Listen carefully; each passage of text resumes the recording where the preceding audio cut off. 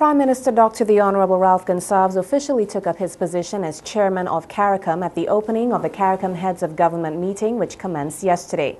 Making his address, Dr. Gonsalves stated that CARICOM has recently celebrated its 40th anniversary, and during its 40 years of existence, it has accumulated a wide range of accomplishments, both extraordinary and modest. Dr. Gonsalves also stated that CARICOM is critiqued very strongly by the general public, mostly because of the unfulfilled potential of members of CARICOM. The Prime Minister also made a special effort to state that CARICOM is not a governing body over countries, but instead is a community of sovereign states whose core foundation has been deliberately designed as a weak superstructure that is constantly groping for consensus, and its political mandate is to ensure that what is decided in the revised committee is implemented optimally.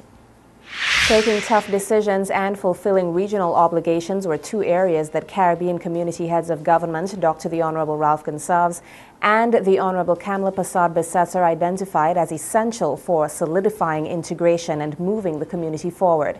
At the opening session of the 25th intersessional meeting of the Conference of Heads of Government of CARICOM in SVG on Monday morning, both Dr. Gonsalves, the host Prime Minister and Community Chairman, and immediate past Chairman Prime Minister Persad-Bissessar of Trinidad and Tobago focused on the strategic direction of the community and issues that had to be tackled to ensure progress. Implementation has been identified as a challenge, and on Monday, Prime Minister Gonsalves said that the implementation deficit should be placed squarely where it belonged. Each government, he pointed out, had the obligation to put in place arrangements to facilitate speedy implementation of CARICOM decisions.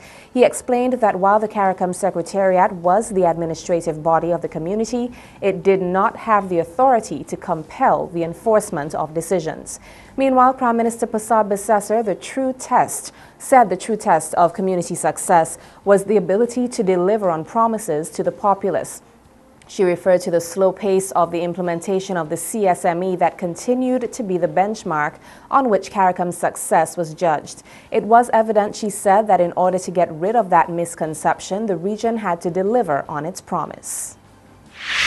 Fillmore Isaacs and Associates have been contracted by the OECS Secretariat to assist the government of SVG in an exercise aimed at developing a national land policy. This exercise is a collaborative effort with the funding from the Government of Australia and supported by the United Nations Human Settlements Program, or UN Habitat, and the University of the West Indies. The Ministry of Housing, Informal Human Settlements, Lands and Surveys, and Physical Planning is the government agency performing the lead role. In commemoration of the first anniversary since the death of former Venezuelan President Hugo Chavez, a closing ceremony of the campaign Chavez Was Here took place last Friday, March 8th. Making remarks at the ceremony, Elias Villalba said Chavez inspired many people in the fight toward a better future. Villalba also spoke of the violence currently taking place in Venezuela, with protesters taking to the streets against the Nicolas Maduro-led government. He said the government is working toward controlling the situation, as it is the government's responsibility to ensure the safety of the people of Venezuela and those who live within its borders. The overall performance of candidates in the 2014 January sitting for the Caribbean Secondary Education Certificate, or CSEC, examinations improved slightly when compared to 2013. This year, 50.6% of subject entries achieved grades 1 through 3, the acceptable grades at CSEC, compared with 49% last year. This year's result continued the upward trend in overall performance at January sittings over the last 3 years. In 2012, overall performance stood at 45%, the lowest in the last 5 years.